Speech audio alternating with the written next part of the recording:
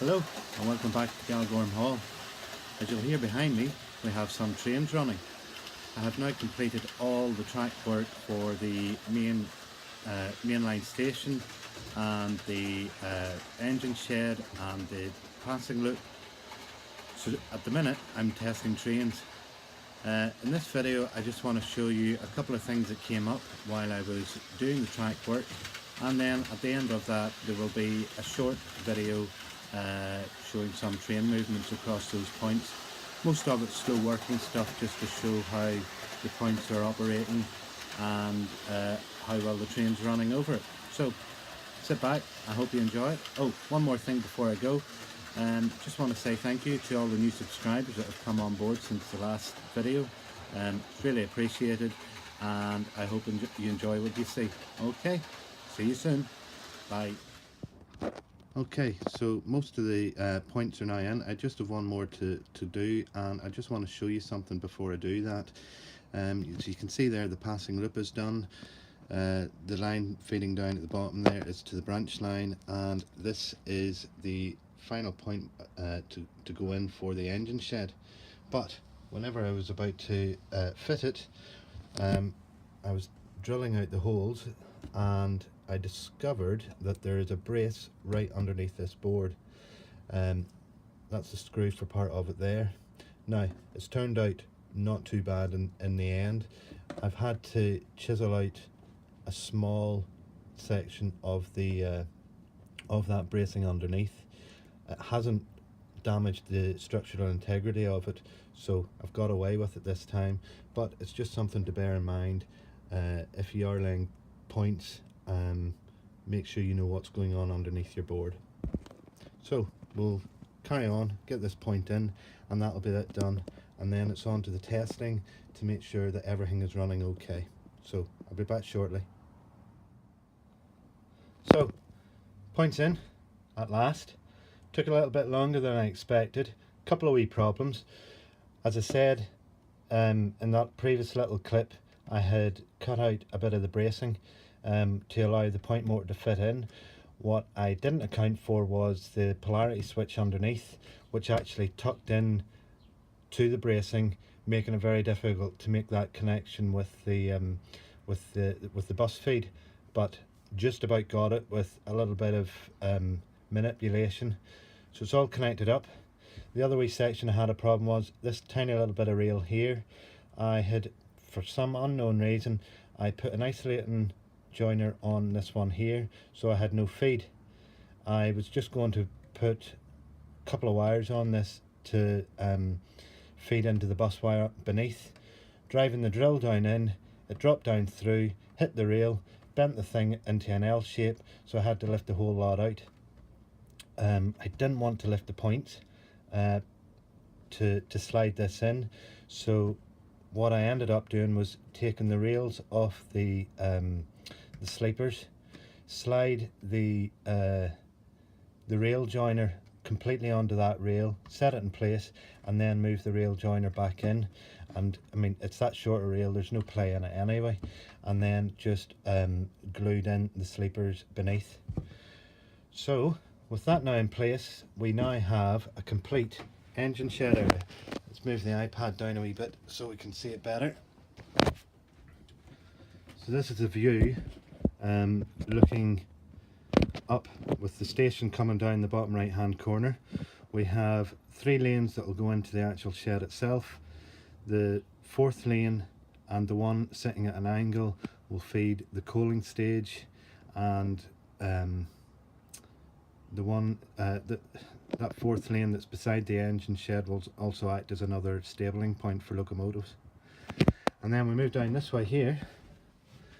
We have the terminus line plus the passing loop with the little section at the end just to allow the train to decouple from the coaches, move into the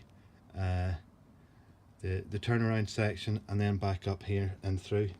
So this entire section is complete. I now have to go away and run a lot of trains over it, make sure that there's no connection issues, and then what we can do then is start looking at the scenery. I also have the branch line to complete. I have some of the track in place which goes down the hill. Now none of that is fed into the bus wire at the minute. It's all just relying on the feed from back up here. So we need to look at that too, but I'm just pleased to get this main bulk of it done. The branch line's fairly straightforward. We have the line running down there, comes round the back, will feed underneath the bridge, and then in this section here we will have the line coming round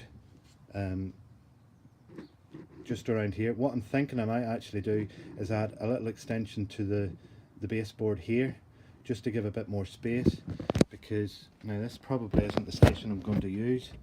So wobbly camera work, but say the station sits there as it is, there's very little space in behind for any sort of scenics. I would like to get a road coming down across the main line, sweeping down, probably this way here, sweeping down and over a level crossing here, a level crossing there, and with the road sweeping down round back to get into the goods area of this station.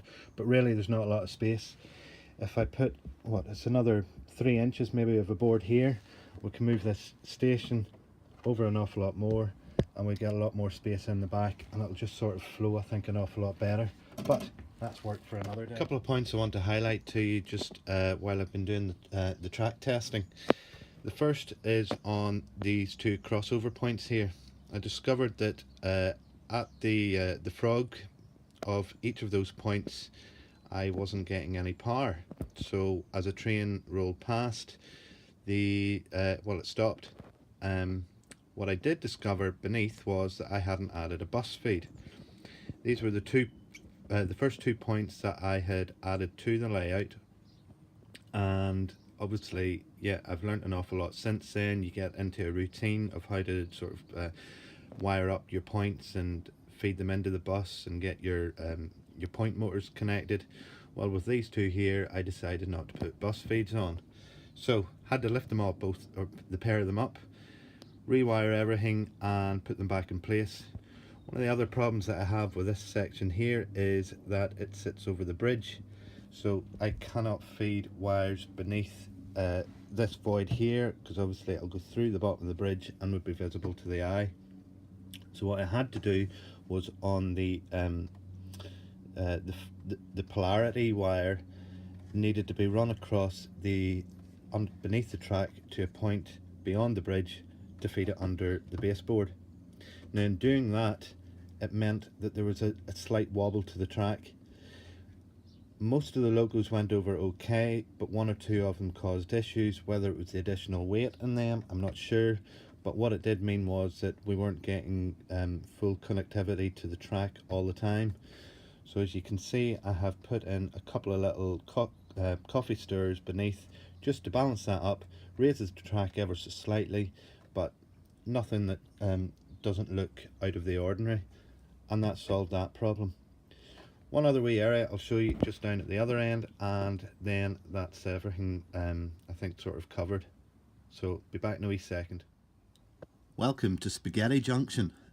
This is the wiring for all the point motors, the bus wires that sit just beneath the baseboard at the engine shed end of the layout, and you can see it's quite messy.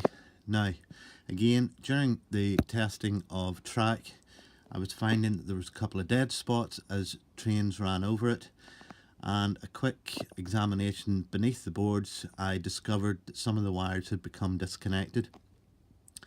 I think that's basically just happened as each motor and wire has gone in.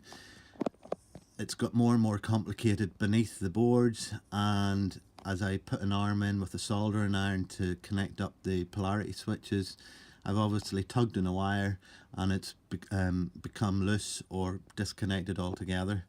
But we're all sorted now, everything's running, and just to finish this video I would like to just put a wee demonstration of how the trains run over the points, particularly at this sort of more complicated end with the double slip and all the extra point work that's here. So thanks for watching. we'll be back next month, hopefully, with another update. The next thing I would like to do is to get the mimic panel sorted for the front of the boards. It means then I don't have to stretch across and change points manually. So hopefully we'll get that done in the next couple of weeks. And then I want to start thinking about ballasting and painting the track rails, something that has been on my mind for a while now, and I want to look at a few different examples of paint to see what will come out best. So thanks for watching. Please comment and subscribe if you wish, and I'll speak to you soon. Bye now.